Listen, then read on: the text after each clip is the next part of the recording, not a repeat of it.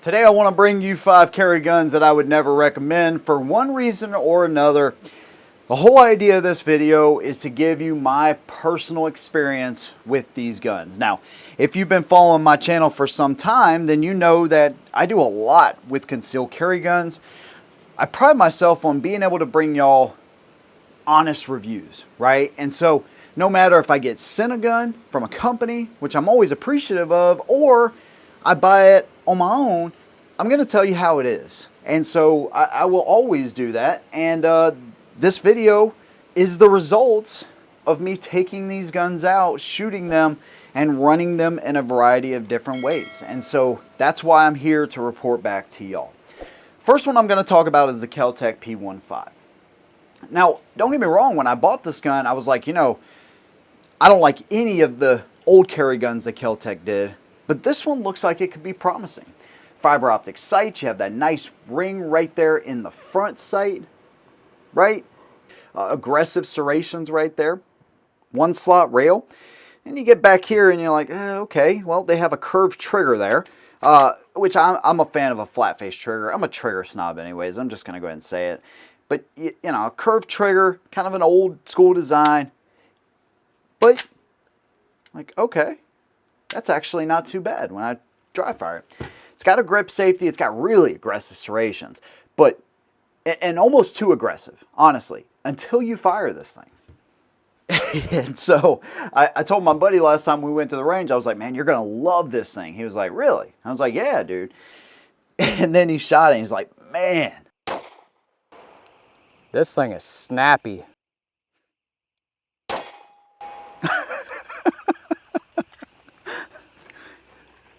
Real snappy. So you like it as much as I said you would? No. Not even close. And I just started laughing because I set him up a little bit. You know, I wanted to see what his honest opinion would be. And that's one thing I don't have to worry about him, man. He will be honest with it. And so I appreciate that. You know, the magazine options are pretty decent. Now you got a 12-round flush magazine right there. Then you got the 15-round extended right there that you've already seen. You know, you also have things like torque screws in the bottom of the lower here. You know, where most companies will use pins and it's a clean look. These guys just put torque screws everywhere. They said, hey, screw it, man. The conversation I could imagine went something like, hey, are we out of pins for the lowers on our pistols? Yeah. Well, we got some torque screws. Okay, cool. Throw those in there. You know, I can't confirm that. That's just a guess on how that conversation went, but I'm not a fan. Not at all.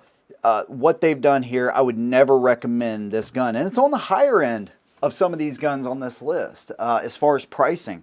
And so for that reason, and all those reasons I just mentioned, the Kel-Tec P15 is not one I would ever recommend.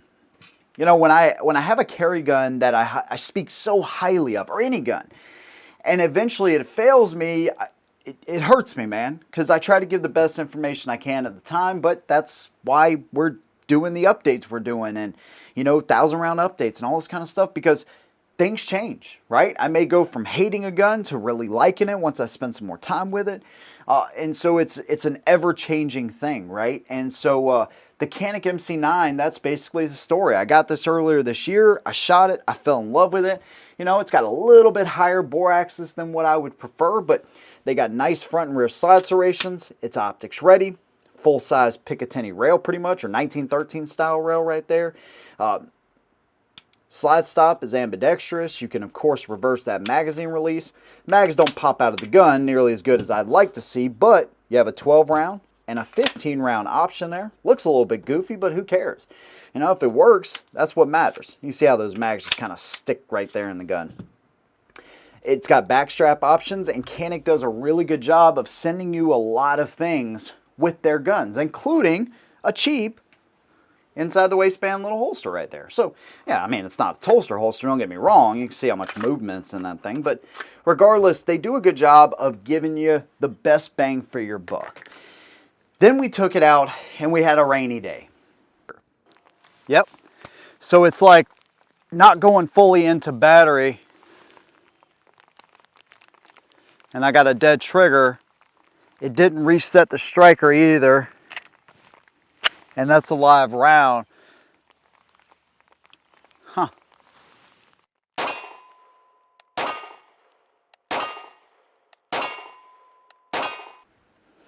As you could see, we just had issues, man. And it was interesting because, you know, the slide would come back, it would kick that round out, the old casing, pick up a new one, go back into battery. We did have a couple of out of battery instances, but then you'd pop the back of the slide, go back into battery, and you'd have a dead trigger with the live round in the chamber. So I contacted Canic. They sent me a new recoil spring out. The recoil springs don't look any different to me at all, but we now have that, and we're going to take it back out. And like I said, this was with a little bit of water in it, which is what I was thinking maybe the issue was. But we ran so many other guns that day with no issues, and they all got rained on the same amount. And so again, we're going to take this back out, see how it does with the new recoil spring, put some water on it, and just make sure that it will run with a little bit of water. And it's a shame, man. It's got a great trigger. Boom. Reset right there. It's just not one that I could recommend right now because of those issues that I had. Now this one's going to upset some people. I've talked about the Glock 43X before.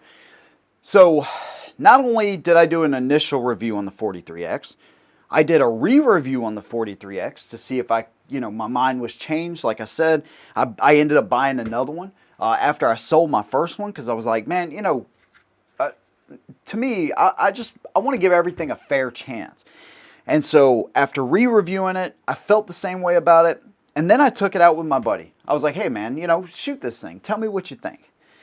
And although I feel confident enough to be able to put shots on target with this, there's still the issues with Glock and the smaller single stacks from Glock that I have a problem with. The first one that I'll talk about, and this is important, okay? So you have a 10-round gun, all right? And if we compare that to the 11-round Stoker here, this is the STR9, by the way, MC. See how much difference you have there? Okay, you got one more round in this gun compared to the Glock. What about the Taurus here? Taurus is, again, 11 rounds. Okay. What about the Shield? The Shield's a little bit longer than some of these others, but still, you see the difference. So the reason I bring that up is because that's what you're trying to conceal is that grip. And so I think it is way too long for the capacity that's given. Now it does work for you in that it's got a good feel in the hand. Okay, so I do appreciate that, but it's just a little bit too long for what you get. The other thing, the trigger on this is not like your 19s and your 17s, or 47s, whatever model you want to throw in there, or even your 26s. This one is heavier. You get to the wall here, get to the wall, and it breaks. And it's got a sharp blade right there in the middle.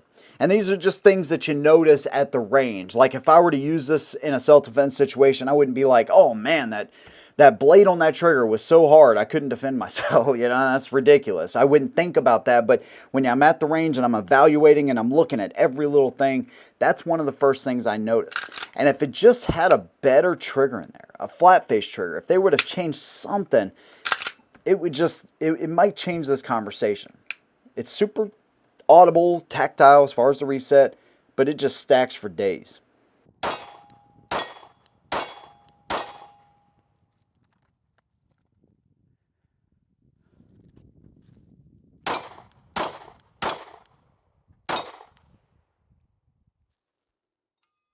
Hey, 2 for the price of 1.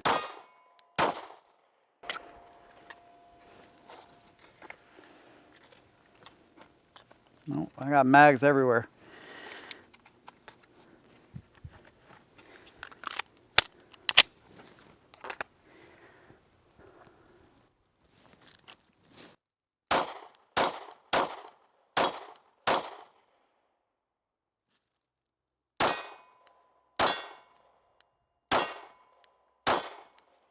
You get quite a bit of recoil with this gun. It's been a while since I shot this one too. That trigger blade is so sharp, it annoys the crap out of me, man. If they would have just put a frickin' Glock 19 or a 26 trigger in this, it wouldn't bother me so bad. And of course that grip angle when I'm pulling it out of a holster, it's It's not terrible. There's just always some adjustment I have to do, which you have to do with any gun really, but it's just more because of that grip angle. It's not a bad gun, man. There's things, if I were to carry this gun, this is like one of the few ones I would say got to ditch the trigger. I would have to ditch the trigger and have to upgrade those sights for sure. Now, I know, can these things be fixed? Absolutely. But I'm just talking about a stock gun. Not everybody has the money to buy a carry gun, then the ammo, then the holster, then an upgraded trigger. I mainly deal with stock guns for that reason alone. Plus, I don't want to mess with anything internally in my carry gun. I don't want to add extensions to it. I don't want to do anything like that. If I buy magazines, they're going to be OEM magazines, especially on my carry guns, because that's what the manufacturer designed it to run with. And that's what I'm going to run with it, you know? So, that's my problem with the 43X. You can get them optics ready and all that. And again, running one with an optic, swapping those sights, doing the trigger, probably would change this conversation. You still have a longer grip, but still stock. This is not a gun I recommend ever. Speaking of ones I don't ever recommend, how about a Gucci Glock? This is the Shadow System CR920. Now, when I did my initial video on it, I was, I am, and I still am, I'm impressed with what they did with this gun, man. You got the really nice serrations here in the front. You have that little, you know, milled out spot there. So if you do your press checks, you know, there's no real chance of that sliding. You have texturing up here, or it's milled right here. So you get a really good bite right there on the gun and in the rear. It's optics ready. You got the blacked out sight with the front yellow bright dot tritium insert. You got the grip texturing here. You got a 1-slot rail, magazine release right there. You got a 10 and a 13 round option right there to give you a better grip on the gun there. Double undercut under the trigger guard so you can get a high purchase. But it just doesn't translate for me at the range.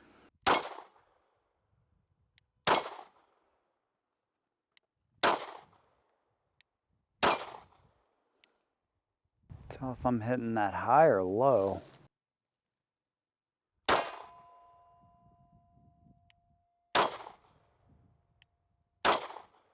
That slide is jumping.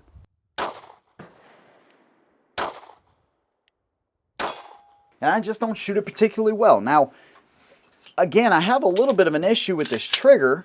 You hit the wall, stacks up, stacks up, stacks up, and it breaks. Reset. Right there. So I got my holster for it, and I was kind of excited. I was like, man, I'm going to swap over to this thing. And fortunately, I took it back out to the range, and I'm like, nope, not yet. So I guess my biggest issue, not only are these things pricier than anything else I've showed on the table today, but I don't feel like they paid enough attention to that trigger. I haven't had any issues with this gun, which is fantastic, but I felt like more work with the trigger, maybe a little less work on the slide, maybe eliminate the lightning cuts. I mean, hell, it looks good, but who cares?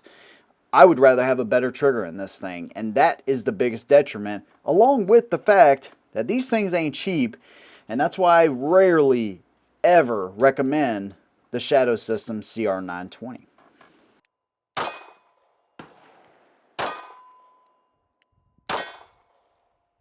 Yeah, man, the gun's got some snap to it, and I feel fairly inconsistent with it.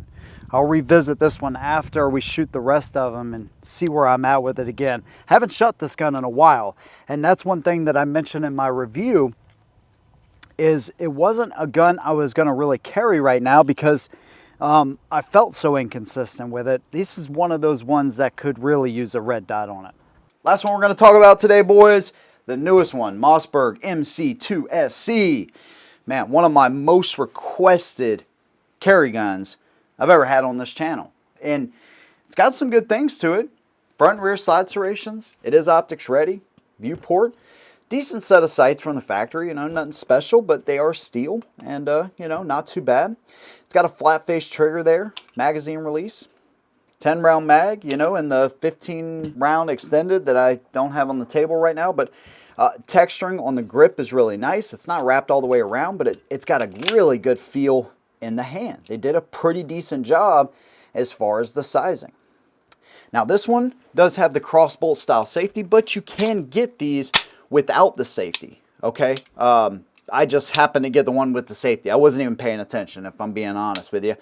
But you can get them with the True Glow sights, tritium sights at that. And of course, you know, that version comes without a safety, okay? Now, if you want a gun with a safety, this has to be one of the worst ones. Look at the position that it's in. You know, if you want to hit your magazine release and you instead hit your safety, you know, that could end up being a bad day for you, okay? And so I can appreciate that they make a model with or without a safety. I don't appreciate where they put that thing. The other thing that's weird is the way this gun takes down. Now, it's not a huge deal, but if you're in a sandy environment or you drop it in dirt, you got to take the striker out to essentially break the gun down. They do it so you don't have to pull the trigger. Or they could have made it where you pull the trigger and just make sure that the gun is clear like every other manufacturer. I'm not crazy about having to pull the striker out every time you break the gun down. You get dirt or anything else in that channel, just could lead to other issues. And the last thing I'll talk about is the inconsistency. And so this starts with the trigger. You hit the wall, and it just keeps stacking. Boom. Reset. Right there. It does not have a great trigger, and it shows at the range. Wildly inconsistent, man, and I can hit that little 10-inch target at 10 yards all day long with almost every other gun I have.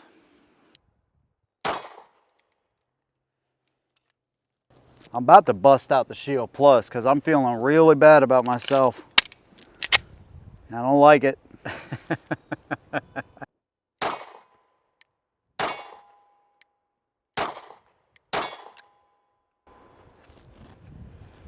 Now that was 2 rapid shots and it's out of battery again. I don't know if you want to show them that.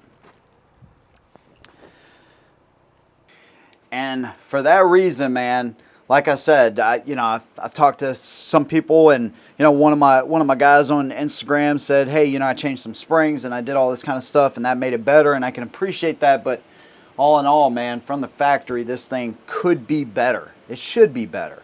And that's kind of what I expect. And so I'm going to spend some more time with it. And I may end up changing those springs. That's not something I ever want to do with any of my carry. I don't want to change anything on my carry gun internally.